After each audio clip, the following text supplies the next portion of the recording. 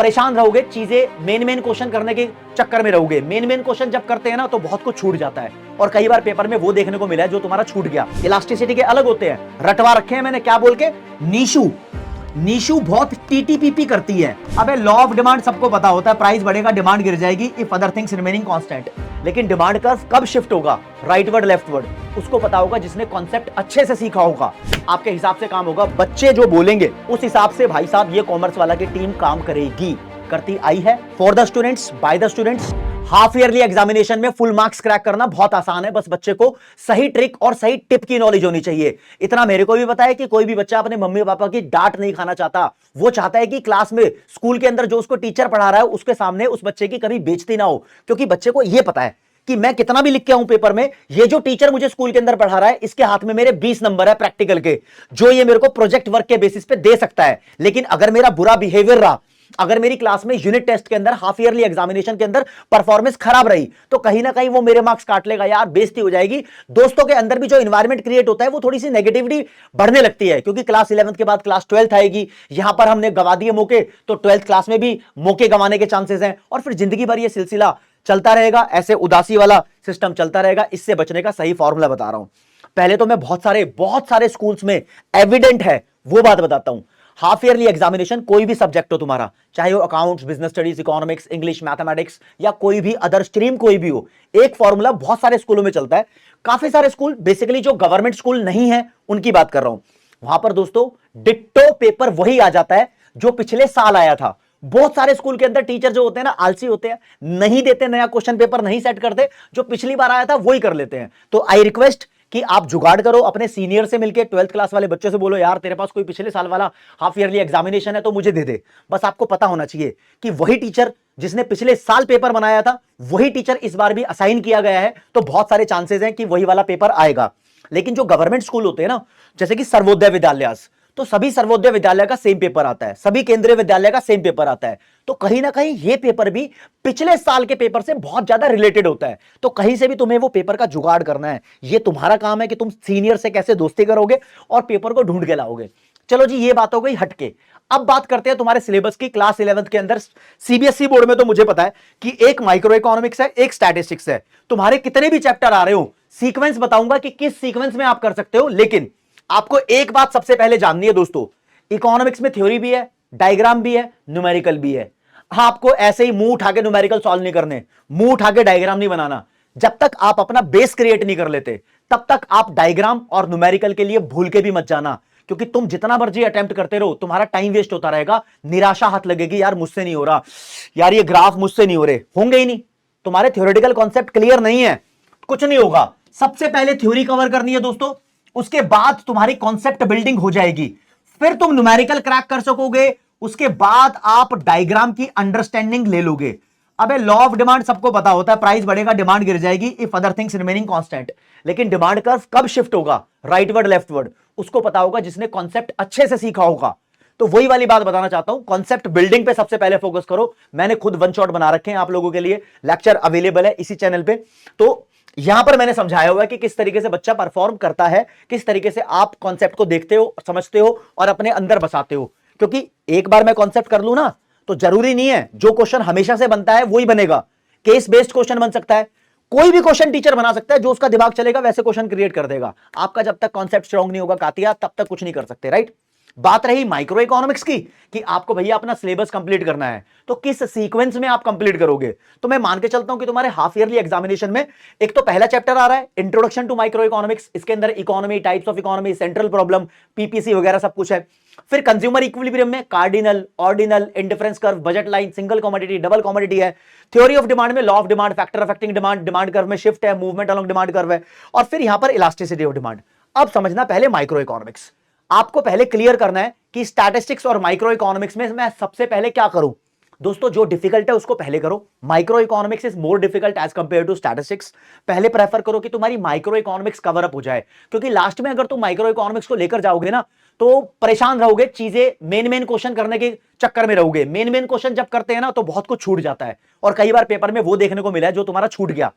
यही होता है ना यार, मैंने ये छोड़ दिया था, ये पेपर के अंदर आ गया, गहन बेइज्जती हो गई, बहुत कुछ कर लिया था, सिर्फ इतना छोड़ दिया, यही आ गया पेपर में। ऐसा नहीं, पूरा करके जाओ। आप सीक्वेंस कुछ भी फॉलो कर सकते हो, ऐसा कुछ नहीं है, कोई भी बच्चा कभी भी कोई भी चैप्टर उठा सकता है। आप यहां से स्टार्ट करो, फिर ये करो, फिर ये करो, फिर ये करो, चलेगा। आप पहले ये कर लो, फिर ये कर लो, चलेगा। लेकिन दोस्तों, अगर आप इन दोनों चैप्टर की बात करो तो ये कनेक्टेड है। आपको पहले थ्योरी ऑफ डिमांड करना ही पड़ेगा, उसके बाद आप इलास्टिसिटी ऑफ डिमांड के लिए जाओगे। पहले अगर तुम इलास्टिसिटी ऑफ डिमांड के लिए चले गए तो कचरा हो जाएगा। कॉन्सेप्ट बिल्डिंग यहीं पर है, उसके बाद इसके लिए जाना। ओके, कंज्यूमर इक्विलिब्रियम तुम पहले करो बाद में करो, कोई फर्क नहीं पड़ता, 0 से बढ़ा रखा है, कोई भी बच्चा कभी भी इसको कर सकता है। इन दोनों चैप्टर को किसी भी सीक्वेंस में कर लो। मैं चाहूंगा जो हाई वेटेज चैप्टर है आप उसको पहले निपटा दो। सबसे पहले थ्योरी ऑफ डिमांड निपटाओ, फिर इलास्टिसिटी ऑफ डिमांड निपटाओ, फिर कंज्यूमर इक्विलिब्रियम निपटाओ, और फिर निपटाओ अपना इंट्रोडक्शन टू माइक्रो इकोनॉमिक्स। इसमें इंपॉर्टेंट क्वेश्चन कहां से बनता है वो क्लियरली बता देता हूं। यहां से क्वेश्चन एक सेंट्रल प्रॉब्लम का बनेगा, एक प्रोडक्शन पॉसिबिलिटी कर्व का बनेगा। इन दोनों टॉपिक को तुम किसी भी हालत में छोड़ नहीं सकते। बाकी सारे भी इंपॉर्टेंट है, लेकिन ये ज्यादा इंपॉर्टेंट है। कंज्यूमर इक्विलिब्रियम में इंडिफरेंस कर्व की फीचर्स और इंडिफरेंस कर्व और बजट लाइन का यूज करके जो कंज्यूमर इक्विलिब्रियम दिखाते हैं वही सबसे ज्यादा इंपॉर्टेंट है, राइट। थ्योरी ऑफ डिमांड में डिमांड के फैक्टर्स जो मैंने क्लास में याद करा रखे हैं भाई, taste, income, price, population, expectation और रिलेटेड गुड, बहुत ज्यादा इंपॉर्टेंट है। और थ्योरी ऑफ डिमांड में एक पॉइंट और, यहां पर मूवमेंट अलोंग डिमांड कर्व और शिफ्ट इन डिमांड कर्व के बीच में डिफरेंस आता है। ये नॉर्मल क्वेश्चन बच्चे जान लेते हैं, लेकिन यार कई बार अलग से क्वेश्चन आ जाता है, बताओ जी इनकम चेंज होगी तो डिमांड कर्व पे क्या इफेक्ट पड़ेगा। उसके लिए कॉन्सेप्ट बिल्डिंग जरूरी है, उसके लिए समझना जरूरी है, तो अच्छे से इसको करना। इलास्टिसिटी ऑफ डिमांड में सबसे पहला क्वेश्चन है factor affecting elasticity of demand. Demand के फैक्टर अलग होते हैं, इलास्टिसिटी के अलग होते हैं। रटवा रखे हैं मैंने, क्या बोल के, नीशू बहुत टीटीपीपी करती है, टीटीपीपी करती है, ऐसे करके रटवा दिया। एन का मतलब नेचर, आई का मतलब इनकम, एस का मतलब सब्स्टिट्यूट, एच का मतलब हैबिट, यू का मतलब यूजेस। ये हो गया टोटल एक्सपेंडिचर, टाइम पीरियड, पोस्टपोनेंट और प्राइस रेंज। ऐसे करके याद करवा दिए थे क्लास के अंदर, इसको जरूर करना। परसेंटेज मेथड से न्यूमेरिकल पक्का आना होता है, राइट। तो परसेंटेज मेथड थ्योरेटिकली एक्सप्लेन कैसे करना है, मान लो 4 नंबर में आ गया तो तुम्हें पता होना चाहिए। टोटल एक्सपेंडिचर का फर्रा बांट रखा मैंने क्लास के अंदर, राइट। तो मतलब क्वेश्चन आएगा तो सीधा ऐसे आंसर लिखना है। कुछ कॉमन क्वेश्चन होते हैं, जो क्वेश्चन आएगा तो सीधा उसका आंसर उतारना है, लेकिन कुछ क्वेश्चन ऐसे होते हैं जो टेढ़े मेढ़े घूमकर आते हैं, वो तुम तभी कर पाओगे जब आपने अच्छे से क्लास को अटेंड किया हो। अब बात करते हैं भाई स्टैटिस्टिक्स की। हाँ, हो सकता है कि कुछ बच्चों का प्रोडक्शन फंक्शन भी चैप्टर आ रहा हो। अगर तुम्हारा आ रहा है तो बता देना, हाफ ईयरली से पहले इस प्रोडक्शन फंक्शन का वन शॉट इसी चैनल पे डल जाएगा, लेकिन तुम्हें कमेंट करना पड़ेगा जी हमारा ये आएगा, हमारे स्कूल में क्लियरली पहले बता दिया है। नहीं बताया तो टीचर से पूछ लेना, मैं तैयारी पकड़ लूंगा, तुम्हें करा दूंगा, राइट। आगे आओ स्टैटिस्टिक्स की। दोस्तों स्टैटिस्टिक्स को ना एक सीक्वेंस में करना बहुत जरूरी है यहां पर, क्योंकि हम पढ़ते हैं कोपाए पढ़ते हैं।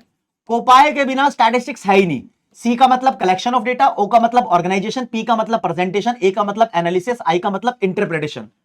तो कोपाई में सबसे पहले आपको कलेक्शन ऑफ डेटा पढ़ना जरूरी है, उसके बाद इसका लिंक बैठेगा ऑर्गेनाइजेशन से, फिर इसका लिंक बैठेगा प्रेजेंटेशन से। अब मेरे दोस्तों इंट्रोडक्शन वाला पहला चैप्टर है, ये तुम कभी भी कर लो, कोई फर्क नहीं पड़ता। इसके बहुत सारे टॉपिक तो आपको इससे रिलेटेड मिल जाएंगे। इसमें ही बता रखा है माइक्रो मैक्रो में क्या डिफरेंस होता है, नॉर्मेटिव पॉजिटिव क्या होती है, इकोनॉमिक और नॉन इकोनॉमिक एक्टिविटीज क्या होती है, वो सब इसके अंदर है। बस छोटे छोटे डिफरेंस है, थोड़े से अलग है। सिंगुलर स्टैट्स और प्लूरल स्टैट्स का कॉन्सेप्ट यहां से आ जाता है, स्टैट्स की लिमिटेशन आ जाती है, बड़ा इंपॉर्टेंट है। कलेक्शन ऑफ डेटा से प्राइमरी सेकेंडरी डेटा के अंदर क्या डिफरेंस है, प्राइमरी डेटा को कलेक्ट करने के कौन कौन से मेथड्स हैं, आप बताओ। एक अच्छा क्वेश्चनियर क्या होता है, एक अच्छे क्वेश्चनियर में क्या क्वालिटीज होती है। इधर से ऑर्गेनाइजेशन ऑफ डेटा में क्लासिफिकेशन हम पढ़ते हैं, तो यहां टेबल के टाइप्स, टेबल की क्लासिफिकेशन की फीचर्स आ जाती है, लेकिन बच्चा यहां से वो न्यूमेरिकल क्वेश्चन करके ही नहीं जाता। कि काफी सारे स्कूल में न्यूमेरिकल डेटा गिवन होता है, उस डेटा के बेस पे बोला होता है टेबल बनाओ, उसमें फ्रीक्वेंसी बार वो सब बनाने होते हैं, बच्चा वो करके नहीं जाता और पेपर में सीधा देखने को मिलती है। तो और छोटी छोटी डेफिनेशन है कि एरे क्या होता है, फ्रीक्वेंसी क्या होती है, क्लास इंटरवल क्या होते हैं, छोटी छोटी चीजें पता होनी चाहिए आपको। जब कोई टेबल गिवन होती है उससे ग्राफ बनाने होते हैं। ग्राफ्स और डायग्राम आप कभी भी बनाना सीख सकते हो, लेकिन आपको सीक्वेंस में करना चाहिए, क्योंकि दोस्तों एक थ्योरी होती है। ऐसा नहीं है स्टैट से पूरा डायग्राम न्यूमेरिकल आएंगे, थ्योरी भी बहुत सारी आती है, राइट। लेकिन एक डायग्राम पक्का आएगा, चाहे वो बार डायग्राम हो, चाहे वो ग्राफ में आपका हिस्टोग्राम हो, चाहे वो ओजाइव हो, चाहे वो पाई चार्ट हो, वो सब आपको स्पेसिफिकली एक एक करके देख के बनाने बनते हैं। अगर तुम्हारे पास कोई सोर्स नहीं है, अपनी किताब लो, किताब के अंदर जो इलस्ट्रेशन है, इलस्ट्रेशन के ही ग्राफ बना दो ओके रिपोर्ट तरीके से। एक बात ध्यान रखनी पड़ेगी आपको, माइक्रो इकोनॉमिक्स में कोई भी ग्राफ बनाओगे तो ग्राफ पेपर की जरूरत नहीं है, पेंसिल का यूज करके ग्राफ बनाना, क्योंकि कोई गलती हो गई तो उसको इरेज कर सकते हो। पेन का यूज मत करना, पेन से गलती हो गई तो पूरा काम खराब हो जाएगा, राइट। और स्टैटिस्टिक्स की बात बताऊं तो यहां पर ग्राफ पेपर का यूज करना जरूरी है दोस्तों। हां, अगर तुम हिस्टोग्राम बना रहे हो, बार डायग्राम बना रहे हो, तो तुम्हारे टीचर स्कूल के अंदर ना अपने हिसाब से ही बता देते हैं, चल यार तू हिस्टोग्राम बना रहा है तो ग्राफ को यूज मत करियो। तुम्हारे स्कूल पे काफी हद तक डिपेंड करता है, क्योंकि क्लास 11th बोर्ड नहीं होती, पूरे इंडिया के लिए सेम नहीं होती। तो भाई कहीं ना कहीं स्कूल के जो पर्सनल टीचर होते हैं उनकी सलाह बहुत ज्यादा इंपॉर्टेंट होती है, वो तुम्हें बताएंगे कैसे बनाना है। पाई डायग्राम के लिए बोल देते हैं मत बनाना ग्राफ, तो नहीं जरूरत, स्कूल के टीचर से पूछ लेना सर जी हमें करना क्या है, क्योंकि उसके खिलाफ जाओगे तो टीचर नंबर काटेगा। तो टीचर से नाराजगी नहीं बढ़ानी है, क्योंकि 11th में भी है वो, 12th में भी तुम्हारे काम में आएगा। तो टीचर की बात मानते हुए चलना भाई, ये एक सही पॉलिसी होती है। और जो इंपॉर्टेंट क्वेश्चन बता रहा हूं, सबसे ज्यादा इंपॉर्टेंट यहां पर होता है तुम्हारा बार डायग्राम। बार डायग्राम में भी बहुत सारे होते हैं, एक होता है सब डिवाइडेड, एक होता है मल्टीपल, एक होता है परसेंटेज। ये तीनों इंपॉर्टेंट है एज कंपेयर टू सिंपल या फिर डेविएशन वाला। इंपॉर्टेंट वाले मैंने बता दिया आपको। हिस्टोग्राम का जो डिफरेंट केस होता है, जिसके अंदर आपको अलग अलग इंटरवल दिए होते हैं, एक कम इंटरवल एक ज्यादा इंटरवल, तो वो वाला हिस्टोग्राम ज्यादा इंपॉर्टेंट होता है। हिस्टोग्राम से मोड भी निकाल सकते हैं, ओजाइव से हम मीडियन भी निकाल सकते हैं, ओजाइव भी इंपॉर्टेंट होता है।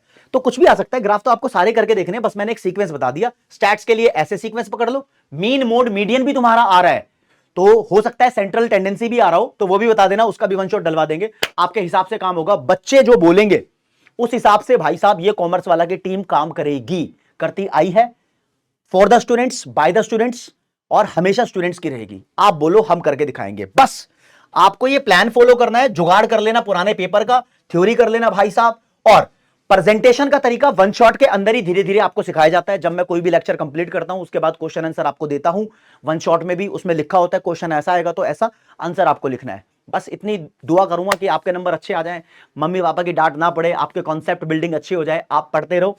कोई भी दिक्कत डाउट परेशानी हो कमेंट सेक्शन खाली है दोस्तों। मैं आपका भाई दोस्त educator of economics love Kaushik, हमेशा आपसे प्यार करता रहूंगा भाई। बस आपका प्यार बहुत कैडे लेवल का मिल रहा है, बॉन्ड बढ़ता जा रहा है। Thank you so much for each and everything, love you guys, bye bye, take care.